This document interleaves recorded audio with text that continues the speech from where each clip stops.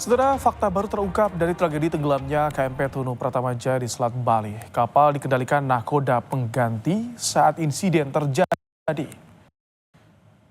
Patroli di sekitaran pesisir pantai. Suryanto Cahyono, Ketua Komite Nasional Keselamatan Transportasi, membenarkan saat kapal tenggelam, tugas kemudi dipegang oleh nahkoda pengganti. Nahkoda pengganti ditemukan selamat, tapi nahkoda utama dinyatakan hilang. Tim KNKT masih mengumpulkan data faktual di lapangan. Investigasi dilakukan melalui wawancara langsung dengan kru kapal dan beberapa penumpang yang selamat. Sebetulnya yang selamat itu Mu'alim 1. Nah, Mu'alim 1 itu sebagai pelaut juga memiliki sertifikat ANT juga. Nah, kalau kaptennya lagi istirahat, nahkoda yang dibilang nahkoda pengganti itu adalah Mu'alim 1.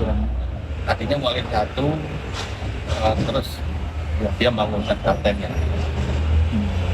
Terakhir Mu'alim 1 untuk keluar untuk memerintahkan penumpang untuk menggunakan obat pelambung.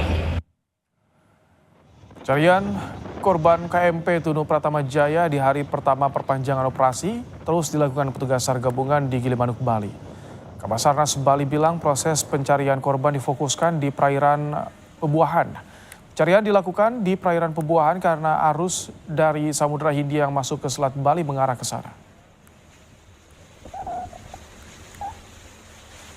Kita sudah masuki perpanjangan di hari pertama, ya sudah masuki hari ke-8.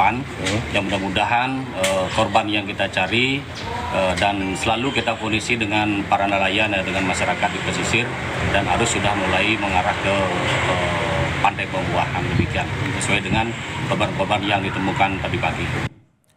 Cari korban dan badan KMP Tunu Pratamajaya yang tenggelam, TNI Angkatan Laut terjunkan aset-aset yang dimiliki. Komandan Lanal Banyuwangi menjelaskan arus, gelombang, dan angin jadi kendala dalam operasi pencarian.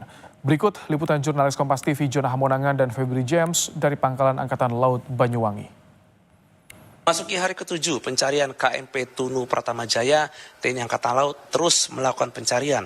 Pencarian dilakukan tidak hanya oleh TNI Angkatan Laut, tapi juga unsur-unsur lain. Pencarian ini sudah masuki hari ke-7. Memang tidak mudah, banyak sekali kendala, mulai dari cuaca buruk dan arus balot.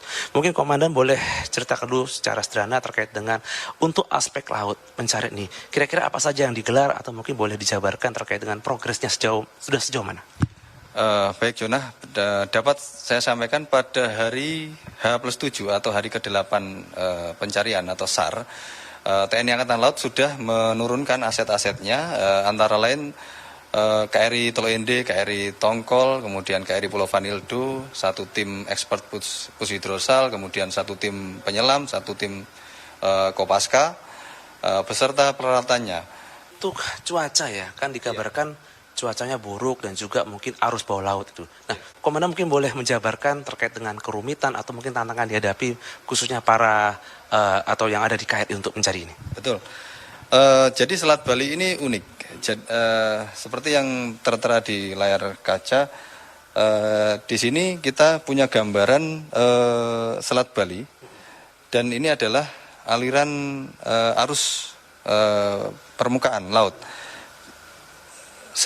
Angka yang tertera adalah angka meter per detik. Dari dalam 1 detik arus bergerak 1,55 meter.